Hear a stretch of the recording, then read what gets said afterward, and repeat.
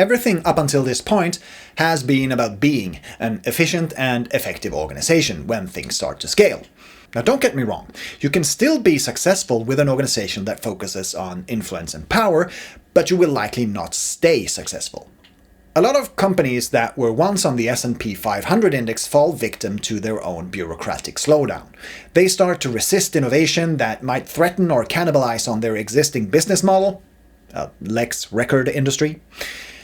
Scaling up necessitates more structure and process to keep things together, but in the end, it's not the structure and the process that makes you continuously successful.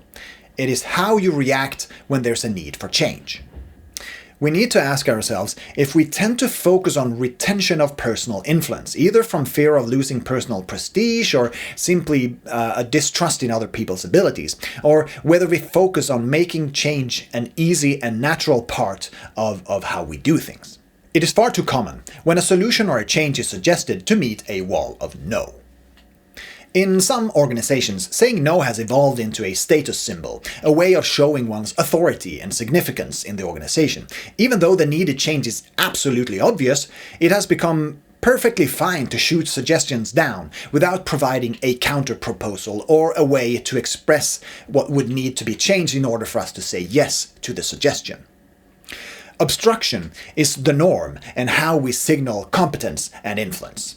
On many occasions when I have challenged processes, the person responsible for the specific process step or decision has exclaimed, "Of course we need to change, but this can't be changed. We need to take a look at the whole picture, not just focus on this." Either that or they go, that suggestion sounds good on paper and maybe it has worked at company X, but it won't work here. This is really nothing strange. Most humans prefer the familiar. A change may lead us into the unknown, and the unknown means taking risk. Even if the unknown is actually known, we still feel uncomfortable with change. Another reason why this isn't strange is that as organizations grow larger, they tend to attract individuals who are drawn to the stability, predictability, and clear structures that such environments provide. These traits, while beneficial for maintaining order in a large-scale operation, can create an inherent resistance to change.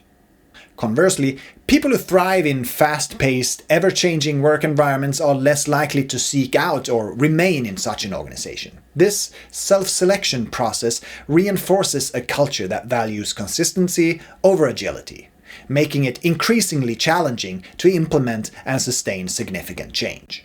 So, even as we grow, we need to nurture our ability to change, by at least not throwing layers and layers of process constraints or bureaucratic red tape on top of everything.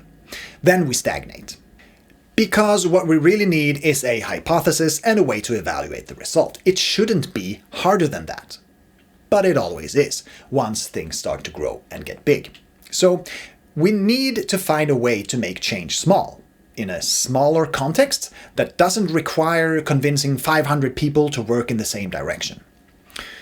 Hey, I have an idea. How about small, mature, autonomous teams with end-to-end competence and responsibility who collaborate closely with stakeholders? In the next and final episode, we will sum things up and talk about the question, how do we transform? See you then.